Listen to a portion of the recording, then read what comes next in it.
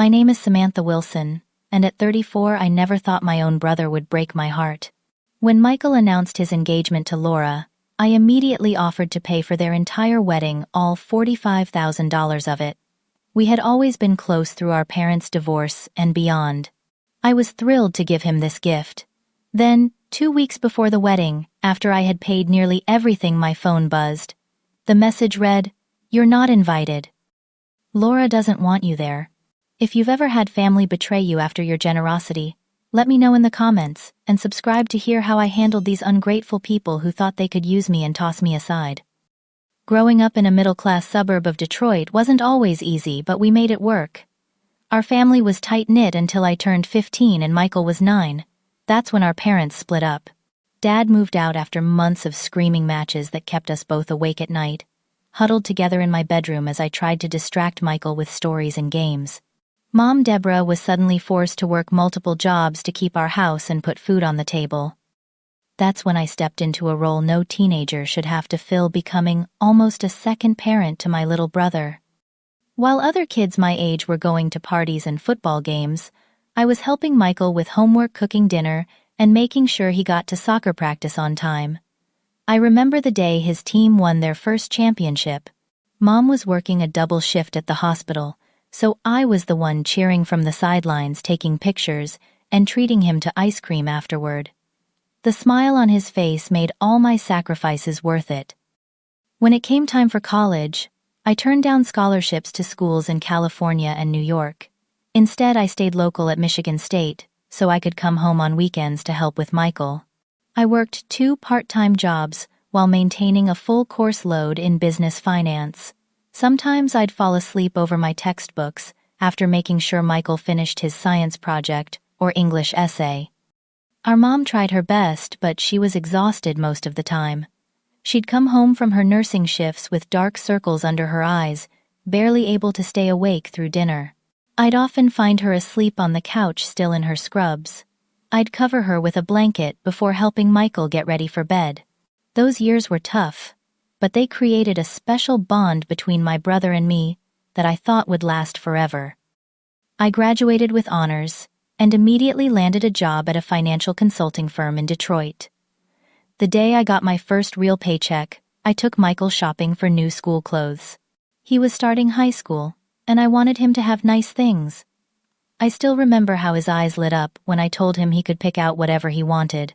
We spent the entire day at the mall, laughing and talking about his dreams of becoming an architect. By my late 20s, I had worked my way up to senior consultant. The hours were long, but the pay was excellent. I moved to Chicago for a promotion but flew back to Detroit at least once a month to see Michael. When he got accepted to community college, I paid his tuition in full. He was the first to call me when he got an A on a difficult project, and I was the one he turned to when he was struggling with calculus.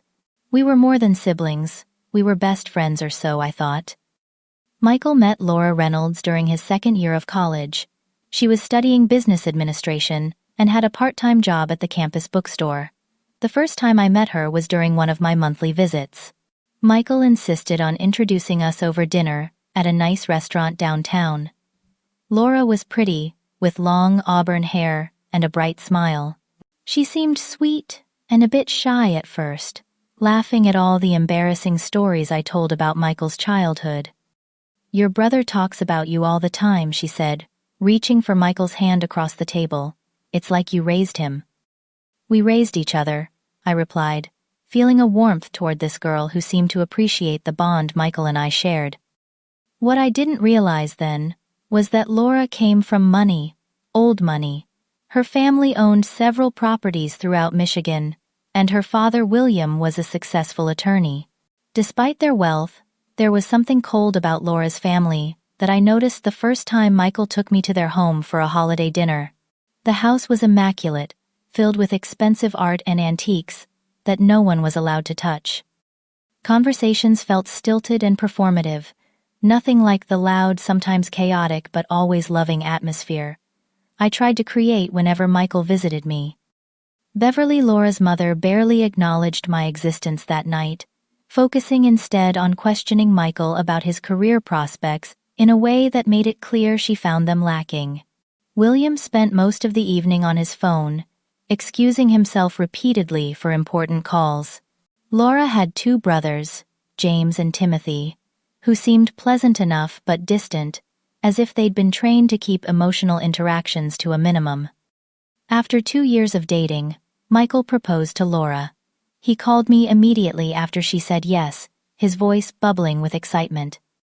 "Sam," she said. "Yes, I can't believe it. I'm getting married." "That's amazing, Michael. I'm so happy for you," I said, genuinely thrilled to hear such joy in his voice. Then came the hesitation in his voice. "The thing is, Sam, weddings are expensive, and Laura has some specific ideas about what she wants." "How specific?" I asked, already suspecting where this conversation was heading. "Well, she's thinking June at the Lakeside Gardens. You know, that venue overlooking Lake Michigan, and about 150 guests." I knew Lakeside Gardens was one of the most expensive venues in the area, easily costing over $15,000 for a Saturday in June. Michael was working as a junior draftsman at a small architectural firm, and Laura had just started an entry-level marketing position. Their combined income couldn't possibly cover such an extravagant wedding. Without a second thought, I made an offer that would change everything. "Michael, I want to give you both the wedding of your dreams. Let me pay for it, all of it. Consider it my gift to you both." The silence on the other end of the line lasted so long, I thought we'd been disconnected. "Are you serious, Sam? That's too much. We couldn't ask you to do that." "You didn't ask," I offered. "I've been saving for years, and what better way to use that money than to give my only brother the perfect wedding day? Plus, I just got that big bonus from landing the Westfield account. Please let me do this for you." Michael's voice cracked with emotion.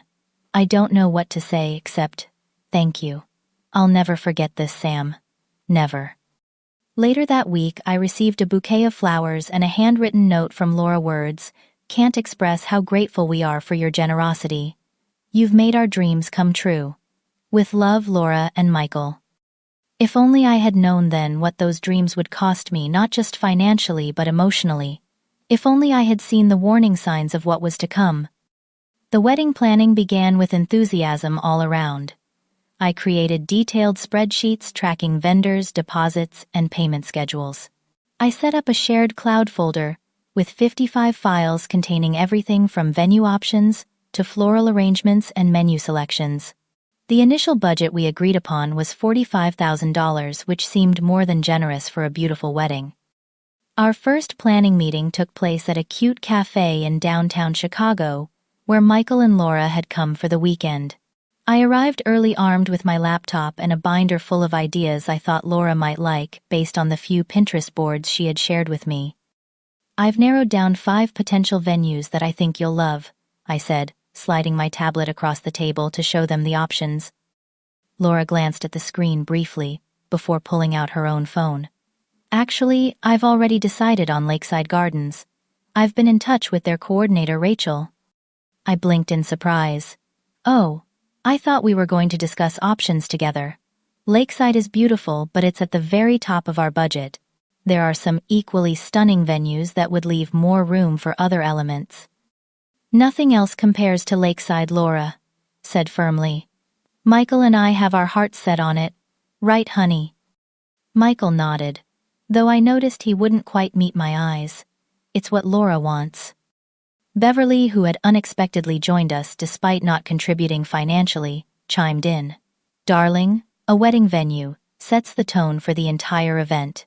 No need to pinch pennies on the most important day of Laura's life." I bit my tongue, reminding myself this was about making Michael happy. "All right, Lakeside it is. I'll contact them this afternoon about availability."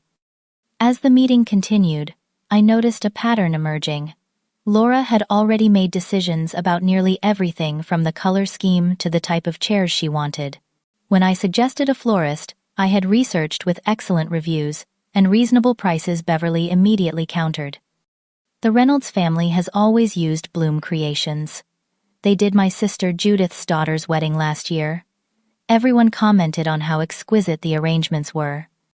I later discovered that Bloom Creations charged nearly twice what other florists did. But again, I acquiesced. I'll reach out to them for a quote. By the end of that first planning session, I felt strangely sidelined in a process I was fully funding. Still, I chalked it up to bridal excitement and continued pouring my energy into making their day special. 3 weeks later came the first real red flag. I had arranged a cake tasting with a renowned bakery in Detroit, making sure to schedule it for a Saturday when I could drive in from Chicago. The night before, I texted Michael to confirm our meeting time. "About tomorrow," he replied. Laura thought it would be easier if just she and her mom handled the cake decisions. "There's no need for you to make the drive." I stared at my phone in disbelief. I had taken a day off work and arranged my entire weekend around this tasting. More importantly, I was paying for the cake, which would cost nearly $1,000. "I'd really like to be there, Michael. I've been looking forward to it." Laura's already confirmed with the bakery that it will just be the two of them. Maybe next time.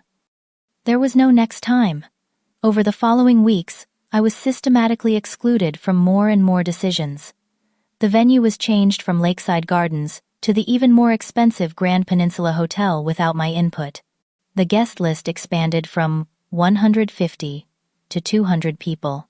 Each time I raised a concern about mounting costs, I was made to feel small and controlling. During a call about the catering options, I finally spoke up. "The seafood package is $8,000 more than we budgeted for food. Could we consider the standard package that still includes filet mignon and chicken options?" Laura's voice turned cold. "If you're having second thoughts about funding our wedding, just say so. We can always tell everyone it's been downsized due to budget constraints." "That's not what I'm saying at all," I backpedaled, feeling ambushed. "I just want to make sure we're making thoughtful decisions." Later that evening, Michael called. "Laura was crying for hours after your call. She feels like you're trying to control everything and give her some budget wedding when you can clearly afford better." "Michael, that's not fair. I've agreed to almost every change and upgrade. I'm just trying to be responsible with the money." "If you can't be supportive, maybe you should step back from the planning entirely. Just handle the payments, and we'll take care of the rest." Those words stung more than he could know. I was being relegated to human ATM status by my own brother, the same brother whose science projects I had helped complete, whose nightmares I had soothed, whose college tuition I had paid. The final insult of this initial phase came when the wedding invitations arrived at my apartment for my review. I opened the elegant envelope, admiring the letterpress design and high-quality paper, only to find my name listed under general guests, rather than with the family. When I called Laura to ask about the oversight, her explanation left me speechless. "We thought it would be simpler this way for the seating arrangements. You'll still have a good table, of course." I was being erased from my role as Michael's sister, his de facto parent, through so many hard years. For the first time, I seriously considered withdrawing my support. But the thought of ruining Michael's big day held me back. Surely once the stress of wedding planning passed, things would return to normal between us. I decided to give it more time, a decision I would come to regret deeply. 4 months before the wedding, what had started as concerning behavior evolved into something far more troubling. Laura's demands grew increasingly extravagant with each passing week. The simple, elegant wedding we had initially discussed was transforming into an opulent spectacle that would make royalty blush. "The photographer we booked isn't working out," Laura announced during one of our now rare phone conversations. "I've found someone better. His package starts at $8,000. $8,000, I repeated, struggling to keep my voice level. "That's triple what we budgeted for photography." "He shot Jessica Simpson's cousin's wedding," Laura replied, as if that explained everything. "Everyone uses him." By this point, our budget had ballooned from $45,000 to nearly $65,000.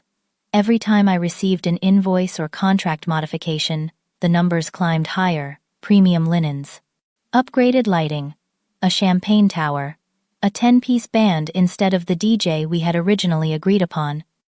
I requested a meeting with Michael alone, hoping that without Laura present, I could reason with him. We met at a quiet diner halfway between Chicago and Detroit. "Michael, we need to talk about the wedding costs," I began gently, after we'd ordered coffee. "Things have gotten out of hand." Michael immediately stiffened. "I knew this was going to be about money. Laura said you'd do this." "Do what?" "Have a reasonable conversation about spending. The budget has increased by $20,000 in just a few months." "You're the one who offered to pay for everything," he said, his tone accusatory. "If you couldn't afford it, you shouldn't have offered." His words felt like a slap. I can afford what we agreed upon. What I didn't agree to was funding an unlimited spending spree. "It's just money to you, isn't it? You with your fancy job and apartment. Some of us don't have everything handed to us on a silver platter." I nearly choked on my coffee. "Handed to me? Are you serious right now? I worked 2 jobs through college while helping raise you. Nothing was handed to me." "Here we go, with the martyr routine," Michael muttered, looking away. That's when I realized someone had been poisoning my brother against me. The Michael I knew would never speak to me this way, would never forget the sacrifices I had made for him. I had lost my brother somewhere along the way, and Laura was holding the map to where he'd gone. What made the situation even more frustrating was that Laura's family, the wealthy Reynolds clan, hadn't contributed a single dollar to the wedding. Beverly was happy to dictate every detail from the hand-calligraphed place cards to the imported flowers, but when it came time to write checks, she was conspicuously absent. The situation worsened at the engagement party, which I had also paid for. It was held at an upscale restaurant with 60 guests, most of whom were Laura's friends and family. I arrived early to ensure everything was perfect, only to discover my name card was placed at a back table with distant acquaintances, not at the family table where Michael sat. When I tried to speak with Michael during the event, Laura appeared as if summoned, linking her arm through his and pulling him away. "Sorry, Samantha, the photographer wants some family shots." I wasn't included in those family shots. As I stood awkwardly by the bar, I overheard 2 of Laura's cousins talking. "That's the sister who's paying for everything," one whispered none too quietly. "Laura says she's obsessed with Michael in a really weird way. Apparently she tries to control his whole life." Yikes. Good thing Laura's setting boundaries. I left the party early, fighting back tears as I drove back to my hotel. The next morning I received a text from a mutual friend, Amanda. "Just wanted to check if you're okay. Some of the things Laura was saying about you last night didn't sound right based on what I know." "What was she saying?" I texted back. "That you've tried to sabotage their relationship from the beginning. That you're jealous of her, and financially controlling Michael through the wedding. I defended you, but thought you should know." I felt physically ill reading those words. Laura was systematically turning people against me, including my own brother. When I tried calling Michael to discuss it, my calls went straight to voicemail. It took 3 days before he responded, and only by text. "Now isn't a good time. Laura's stressed about wedding stuff. Talk later." Later never seemed to come. The only time Michael was responsive was when he needed another payment processed or contract signed. I began to feel like nothing more than a walking checkbook. The bridal shower was another painful experience. Beverly had organized it at her country club, and while I was invited, I was clearly an afterthought.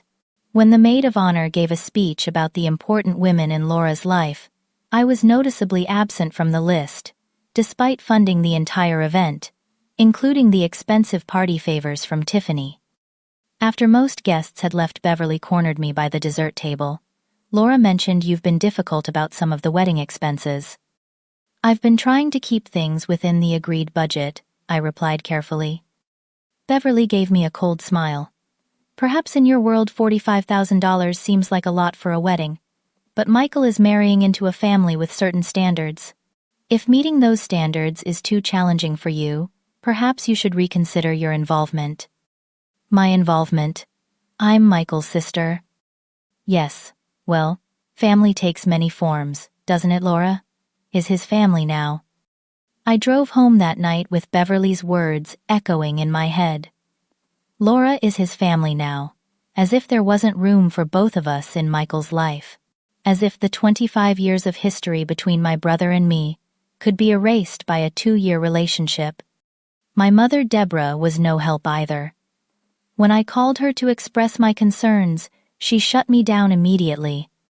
Samantha, you need to stop making trouble. This is Michael's big day. I'm not making trouble, Mom. I'm being manipulated and excluded while bankrolling the entire event. Sometimes we make sacrifices for family harmony, she said dismissively. If writing checks is all you have to do, count yourself lucky. Just keep the peace, and everything will settle down after the wedding. But I was beginning to doubt that. This didn't feel like pre-wedding stress. It felt like a coordinated campaign to push me to the margins of my brother's life, while keeping my financial support firmly in place. By this point, I was isolated from nearly everyone involved in the wedding planning. My calls went unanswered. My suggestions were ignored. My presence was tolerated only when signatures or payments were required. I was spending tens of thousands of dollars on an event I was increasingly certain I would attend only as a peripheral figure, watching from the sidelines as my brother married someone who seemed determined to sever our relationship. The worst part was seeing Michael transform from the sweet, appreciative brother I'd always known into someone who viewed my generosity as an obligation rather than a gift. The gulf between us widened with each passing day, and I wasn't sure if there was any way to bridge it. 2 weeks before the wedding, everything came to a head. I had just transferred the final $20,000 to cover the outstanding balances with various vendors. The flowers were paid for. The photographer's deposit was secured. The venue had received its final installment. All told, I had spent $68,000, far exceeding the original budget, but fulfilling every extravagant request. I was sitting at my desk at work trying to focus on a client presentation when my phone buzzed with a notification. It was a message from a number I didn't recognize containing several photos. Curious, I opened it. The photos showed Michael, Laura, and both sets of parents at what appeared to be the wedding rehearsal dinner. They were smiling, raising glasses in a toast, looking like the perfect happy family. A family that didn't include me. Before I could process what I was seeing, another message came through, this time from Michael's number. You're not invited. Laura doesn't want you there. I stared at my phone in disbelief. This couldn't be real.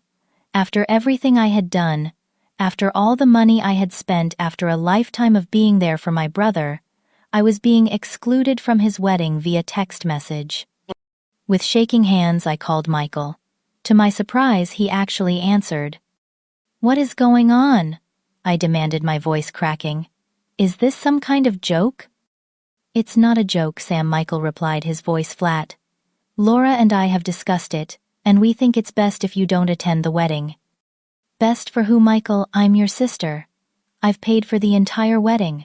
How could you possibly think this is okay?" "That's exactly the problem," he said. "You've held the money over our heads this entire time. Every suggestion, every change you've made, it's clear you're the one in control because you're the one paying. That's not true, and you know it. I've agreed to nearly every change, every increase. I've bent over backward to give you both everything you wanted." While complaining about it the whole time, he countered. "Laura's been in tears constantly because of your negativity. You've made what should be the happiest time of our lives completely stressful." I couldn't believe what I was hearing. "Michael, Laura has been manipulating you. She's been telling people I'm trying to sabotage your relationship. She's been excluding me from everything while having no problem spending my money. See, this is exactly why you're not invited. You can't help yourself. You've never liked Laura, and you've tried to come between us from day one." The unfairness of his accusation left me speechless. I had welcomed Laura into our family. I had funded their dream wedding without hesitation. I had swallowed my concerns and continued to write checks, even as I was increasingly sidelined. "I need to speak with Mom," I finally said. "Mom agrees with our decision," Michael replied coldly. She thinks you've been making everything about yourself instead of supporting us." After hanging up, I immediately called my mother, certain there had been some misunderstanding. The conversation that followed shattered whatever remaining hope I had. "Samantha, I think you need to respect Michael and Laura's wishes," Deborah said. "Mom, they're banning me from the wedding that I paid for. How can you possibly support that? You've created a lot of tension with your controlling behavior. Perhaps it's better for everyone if you keep your distance until after the wedding." "My controlling behavior? I've literally just been writing checks. What about Laura manipulating Michael and turning him against me?" "Laura makes Michael happy," my mother replied simply. "That should be enough for you." "And what about the money?" I asked, finally giving voice to the question that had been nagging at me. "Are they still expecting me to pay the final installments even though I'm not welcome at the wedding?" The silence on the other end of the line was deafening. Finally, my mother spoke. "The vendors have been paid, haven't they? It would be petty to cause problems at this point." That's when I understood completely. They still expected my financial support even while rejecting me personally. I was good enough to fund the wedding, but not good enough to attend it. The betrayal cut deeper than I could have imagined.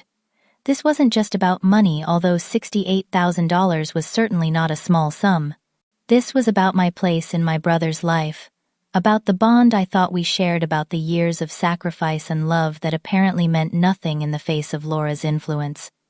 Later that day, I received a call from the wedding planner, Jennifer, who sounded uncomfortable. "Samantha, I'm just checking in about the final payment for the band. They haven't received it yet." I was told all the vendors had been paid. I replied, confused. "Most have, but there are still a few outstanding balances. Also, Laura mentioned you might not be attending. She asked me to reallocate your seat at the family table." "Did she happen to mention why I'm not attending?" Jennifer hesitated. "She said something about you having mental health issues and creating drama. She suggested it was better for everyone if you kept your distance." Mental health issues. Creating drama. The lies were getting more outrageous. Not only was I being excluded from the wedding, but Laura was also actively damaging my reputation with people we both knew. That evening, I discovered through social media that I had also been uninvited from Michael's bachelor party, an event I had helped plan and naturally paid for.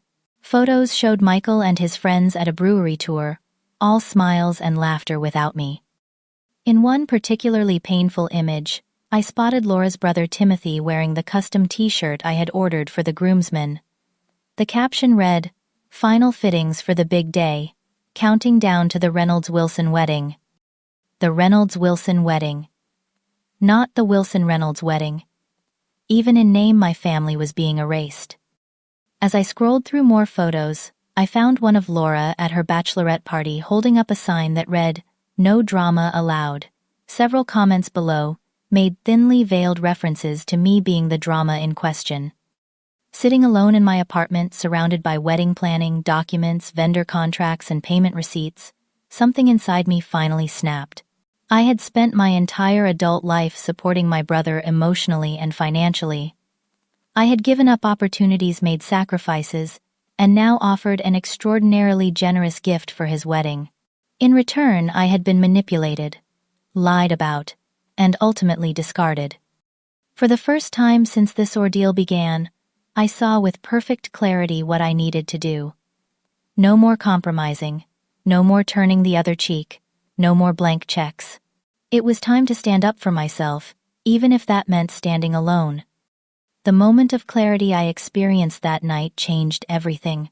After years of putting my brother's needs above my own, I finally recognized that I deserved better treatment. No amount of family loyalty justified being used and discarded like this. My first call the next morning was to my friend Alexandra, who happened to be a contract lawyer.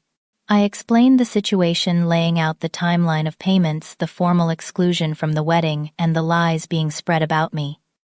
"Let me get this straight," Alexandra said after listening patiently. You've paid nearly $70,000 for a wedding you're now being told not to attend, and they're expecting you to continue covering final payments. That's the gist of it, yes. Samantha, you need to protect yourself. These payments were gifts, not contractual obligations. You're under no legal requirement to continue funding an event you've been explicitly uninvited from. What about the vendors? Some have final payments due. Those contracts are between you and the vendors, not between the vendors and Michael or Laura. You have every right to cancel those services. With Alexandra's guidance, I spent the next day systematically contacting all 15 vendors involved in the wedding. I explained that due to unforeseen circumstances, I would be canceling the remaining services and requesting refunds where possible. The florist was understanding. We haven't ordered the flowers yet, so I can refund your deposit, minus a small processing fee. The band was less accommodating, but agreed to a partial refund. We've turned down other bookings for this date, but we can return half of your deposit if we find another client. The venue manager was surprisingly sympathetic. This happens more often than you'd think. Family disagreements around weddings are common. We can refund 30% of your final payment, since we haven't ordered the food yet. One by one, I worked through the list, reclaiming what money I could, and canceling services that hadn't yet been rendered. I carefully documented each conversation and kept records of all refunds processed. The wedding dress was another matter entirely. I had paid for it in full, a $10,000 designer gown that Laura had insisted was the one. I contacted the boutique and explained the situation. The dress has been altered to Miss Reynolds' measurements, the boutique owner explained. We can't resell it. I understand that. I'd like to come pick it up. It's been paid for with my credit card, and the receipt is in my name. There was a long pause. Miss Wilson, this is highly unusual. So is paying for a wedding you're banned from attending, I replied evenly. I'll be there tomorrow at 10. The next day I drove to Detroit and collected the dress carefully packed in its garment bag. I wasn't sure what I would do with it yet, but it felt important to reclaim this tangible symbol of how I'd been taken advantage of. Back at my apartment, I turned my attention to the cloud folder, containing all the wedding planning documents. I spent hours deleting 55 files filled with vendor, contacts, contracts, inspiration photos, guest lists, and seating arrangements. Everything we had built together over months of planning gone with a few clicks. Then came the hardest part, sending a final message to Michael, Laura, and my mother. I took a deep breath and typed, "Then pay for it yourselves, leeches. I've canceled all outstanding vendor contracts and received what refunds were possible. You've made it clear I'm not welcome as family, so I'm no longer providing financial support as family. Good luck with your wedding." I hit send before I could second-guess myself. Almost immediately my phone began ringing. I ignored calls from Michael, Laura, and my mother, sending them all to voicemail. Then I blocked their numbers, along with those of Laura's family members. I also blocked them on all social media platforms, cutting off their access to me completely. The barrage of messages came through other channels. Emails, messages through mutual friends, even a handwritten note delivered to my office. The tone ranged from outrage to pleading. "You can't do this to us," Laura wrote. "The wedding is in 2 weeks. Please reconsider," my mother begged. "This is destroying the family." "I can't believe you would stoop this low," Michael accused. "This proves everything Laura said about you was right." I deleted them all without responding. For the first time in this whole ordeal, I felt a sense of power returning. I was no longer allowing myself to be manipulated and exploited. To my surprise, not everyone in the family sided against me. My Aunt Karen, my mother's sister, called me directly. "Samantha, I heard what happened. I want you to know I think you did the right thing." "You do?" I asked, shocked to find any support among family members. "Absolutely. I've watched Laura manipulate this situation from the beginning. She's been driving a wedge between you and Michael while happily spending your money. It's disgraceful." Karen went on to tell me that Laura had been bad-mouthing me to the extended family for months, painting me as mentally unstable and unhealthily attached to Michael. She had even suggested I had financial problems, and was using the wedding as a way to show off and buy my brother's affection. None of us who really know you believed it, Karen assured me. But Michael seems completely under her spell. Having even one family member understand and support me meant more than I could express. I found myself crying for the first time since making my decision, but these were tears of relief rather than sorrow. The next day, Michael called from a different number bypassing my blocks. I almost didn't answer, but something told me I should hear him out. "Sam, please," he began, his voice desperate. "We need the money. The venue is threatening to cancel everything. Laura's parents won't help. They said it's not their responsibility." Interesting that they won't step up. Now that my checkbook is closed, I observed coldly. "This is our wedding, Sam. How can you do this to us?" "To you?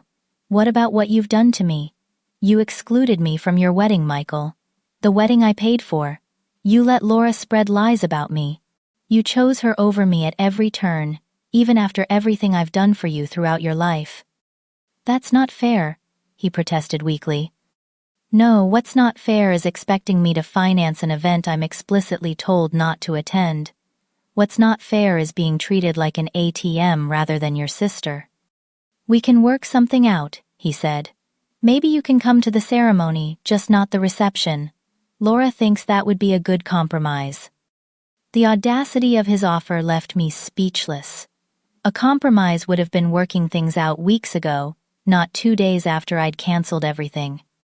"The time for compromises has passed," I finally replied. "You made your choice, Michael. Now you and Laura can figure out how to pay for your own wedding."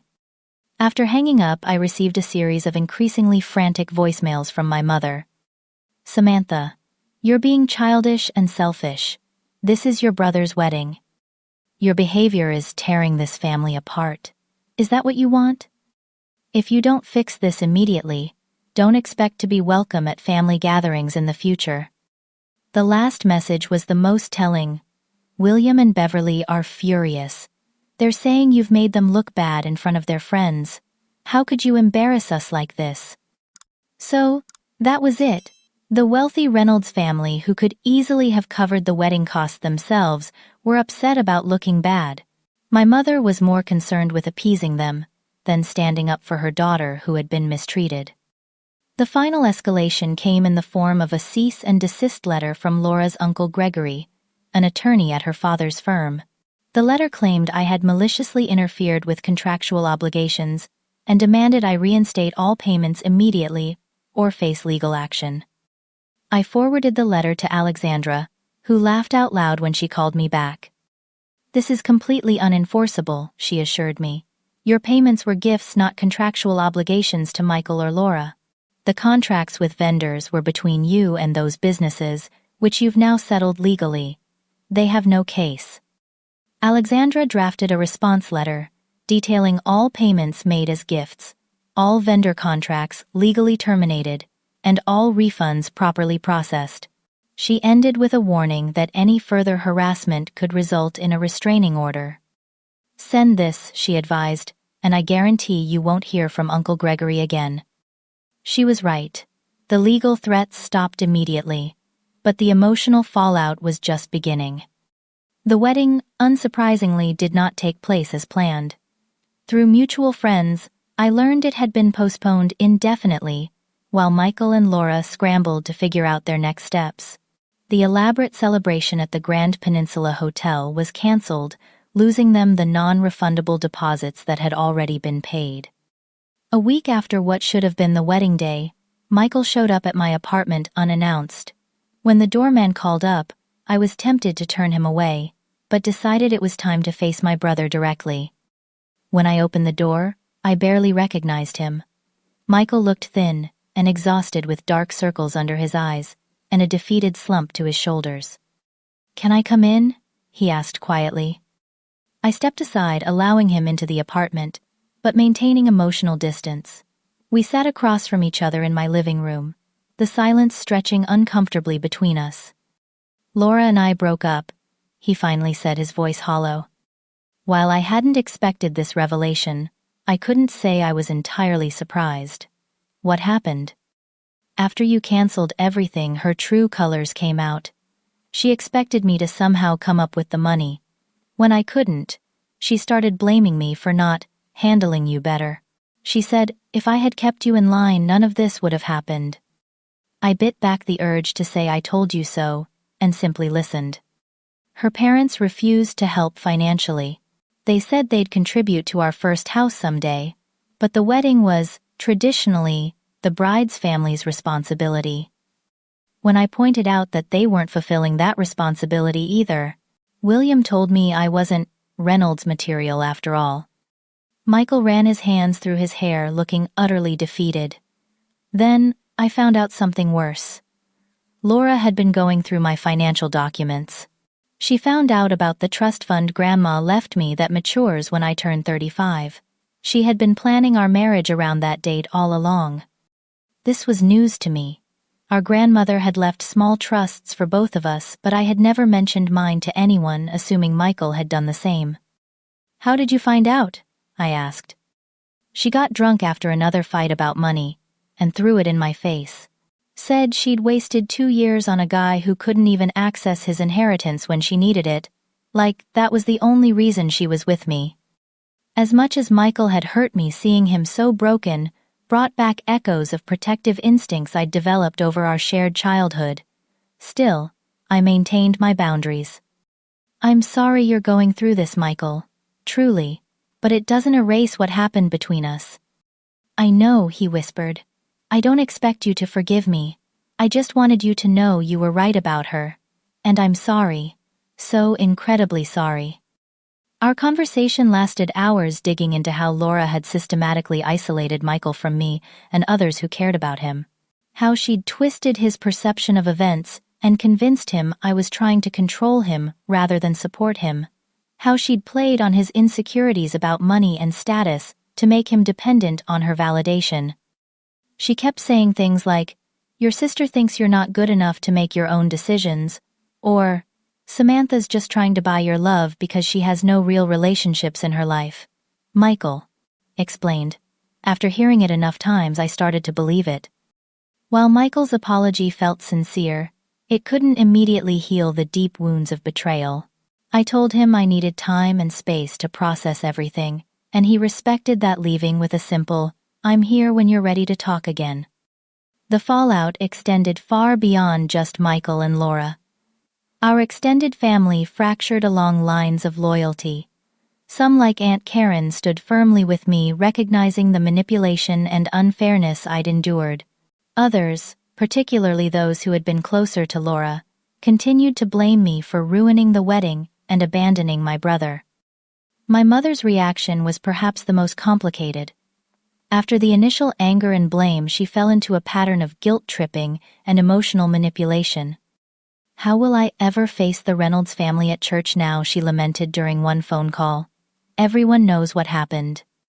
What exactly do they know, Mom? I challenged. Do they know I was uninvited from a wedding I paid for? Do they know about the lies Laura spread about me? It's all so messy, she deflected. Families should stick together no matter what. That goes both ways, I reminded her. You didn't stick by me when I was being mistreated. Our relationship remained strained, with conversations brief and superficial. The deep trust and openness we once shared seemed irreparably damaged. I missed my grandmother's birthday celebration, that September, the first family gathering I hadn't attended in years. Aunt Karen called afterward to check on me. Your mother kept making excuses for why you weren't there, she reported. First it was work, then a mysterious illness. She couldn't just admit there's a rift. Is Michael still blaming me to everyone, I asked? No, actually. He was quiet most of the night, but when Uncle Paul made a comment about you being selfish, Michael shut him down immediately, said none of this would have happened if he had listened to you from the beginning. That small act of defense meant something, though it couldn't erase the months of pain. In October, I received an unexpected call from my estranged father, Patrick. We hadn't spoken regularly in years, maintaining only occasional contact on holidays and birthdays. "I heard about what happened with your brother's wedding," he said after an awkward greeting. "Your mother called me, if you can believe it, trying to get me to talk you into making amends." "And what did you tell her?" I asked cautiously. "I told her you've always been the responsible one, the one holding that family together. If you took such a drastic step, you must have had damn good reasons." Coming from my father, who had often been critical of me growing up, this vote of confidence was unexpected and touching. "Thanks, Dad. That means a lot." "Listen, Samantha. I wasn't a good father to you or Michael.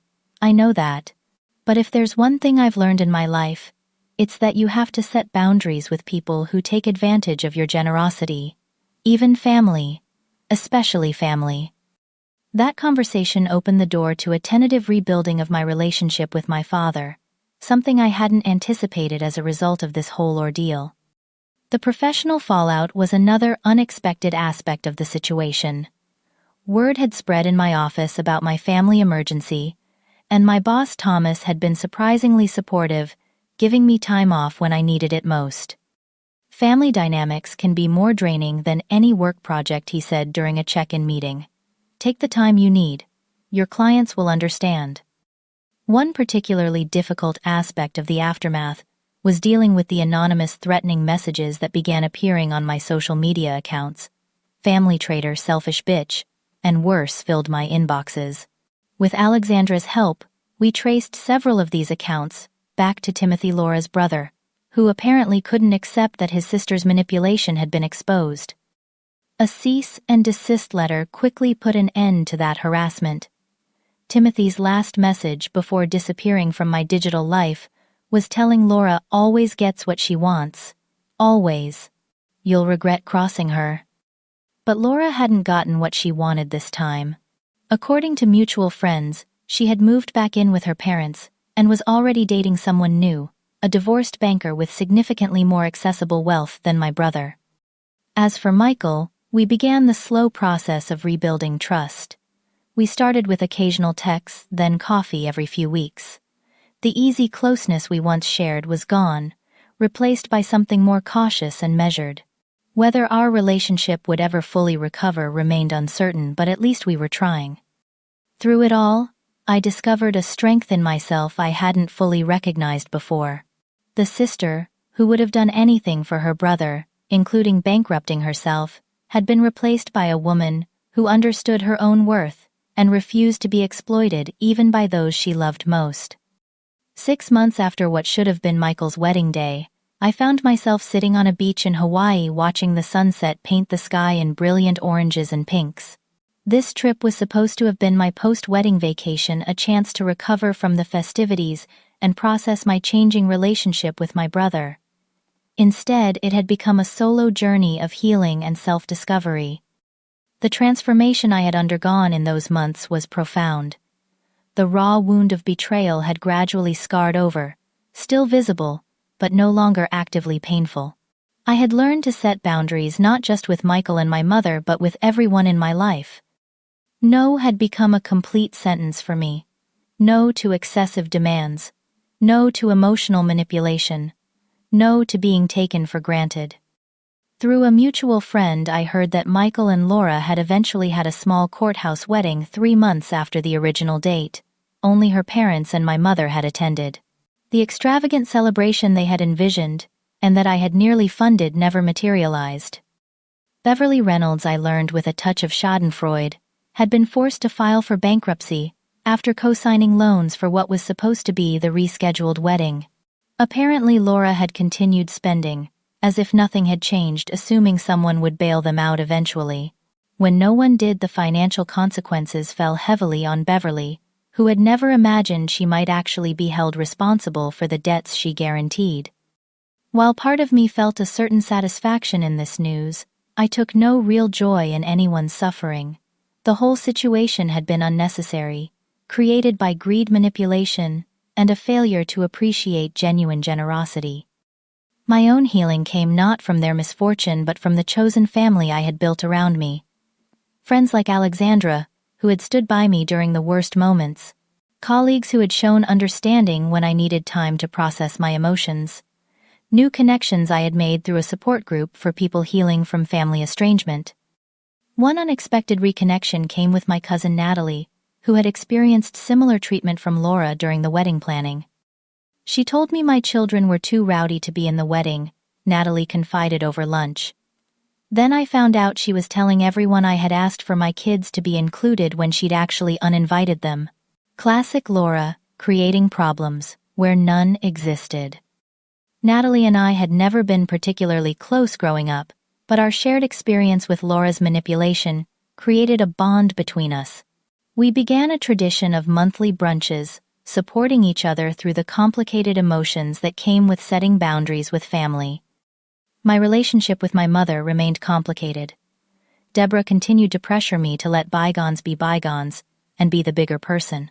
She seemed unable to acknowledge her role in enabling the situation, or to understand why I remained cautious around Michael.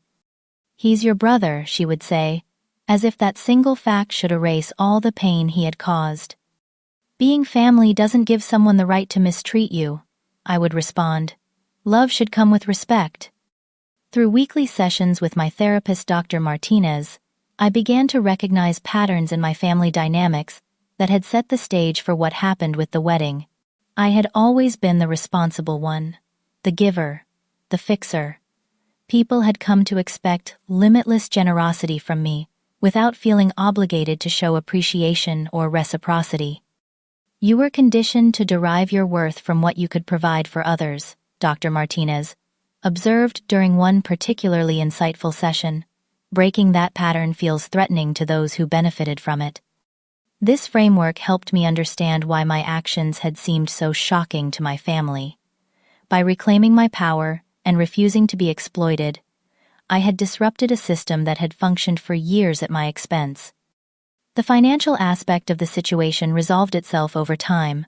I received about $22,000 in refunds from various vendors, and less than a third of what I had spent, but I considered it a reasonable cost for the valuable lessons I had learned.